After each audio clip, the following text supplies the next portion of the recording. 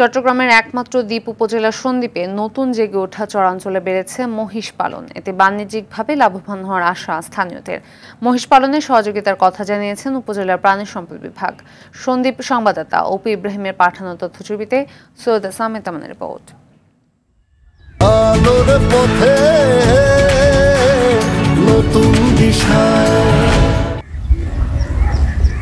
চারদিকে নদী আর সাগর, এর মাঝে জেগে ওঠা চরাঞ্চলের সবুজ ঘাসে একদল মহিষের পাল।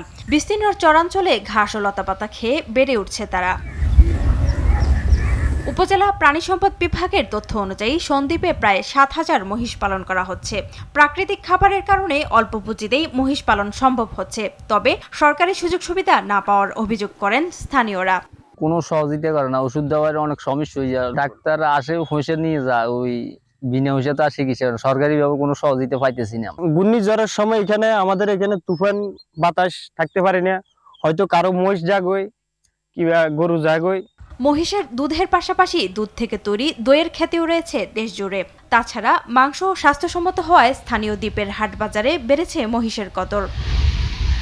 চিকিৎসা সেবা সহ মহিষ পালনে আগ্রহ বাড়াতে সব ধরনের সহযোগিতার কথা জানিয়েছেন স্থানীয় প্রাণী সম্পদ বিভাগ। মহিষ উন্নয়ন প্রকল্পের মাধ্যমে আমরা মহিষ খামারিদের বিভিন্ন সহায়তা দিয়ে থাকি এবং এদেরকে উন্নত জাতের মহিষের বীজ দ্বারা কৃত্রিম প্রজনন করা হয়ে থাকে।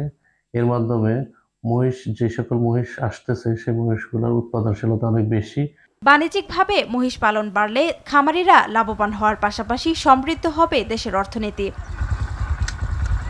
সৈয়দা সামিয়া তামান্না, RTV।